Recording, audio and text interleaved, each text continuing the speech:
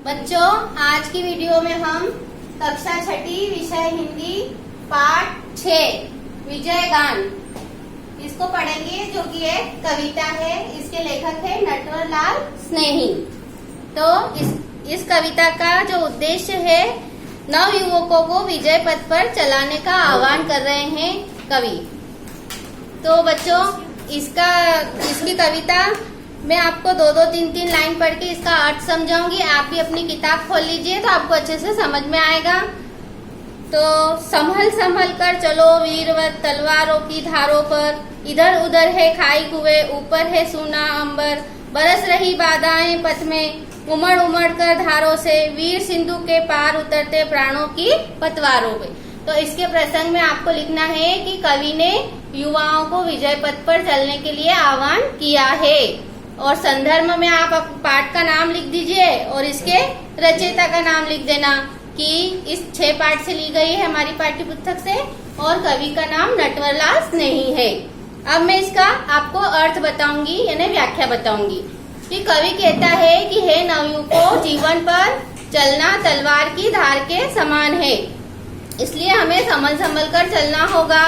एक तरफ खाई है तो एक तरफ कुआं है, रास्ते में अनेक बाधाएं हैं। वीर पुरुष ही प्राणों की पतवारों पर सागर को पार करते हैं।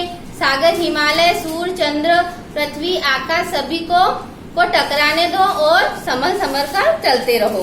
अगली पंक्तियां देखो बच्चों। टकराने दो सिंधु हिमाचल,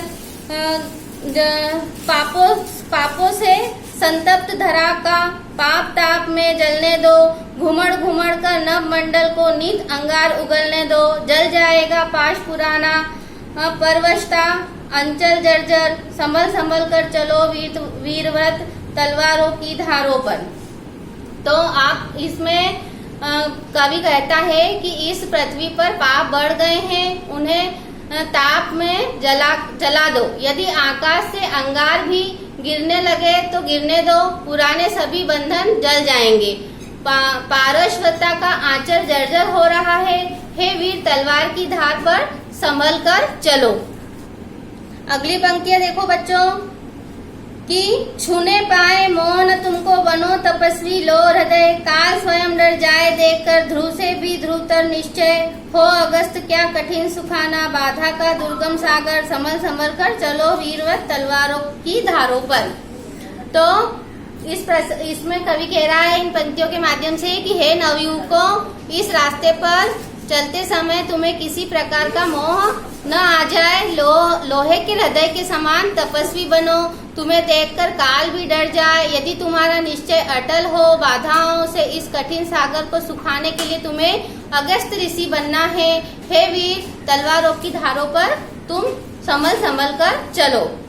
तो इस कविता का उद्देश्य यही है कि नव युवकों को विजय पथ पर चलने की प्रेरणा दे रहे हैं कवि। तो बच्चों, इस कविता का जो आपको मैंने अर्थ बताया है, अब आप इसके संदर्भ, प्रसंग और व्याख्या आप लिख लेना। मैंने अच्छे से आपको अर्थ समझा दिए हैं। इसके प्रश्न उत्तर मैं आपको फोटो खींच के ग्रुप में डाल दूंगी। आज की वीडियो में बस इतना ही। अगले वीडियो में अगले पाठ को पढ़ेंगे।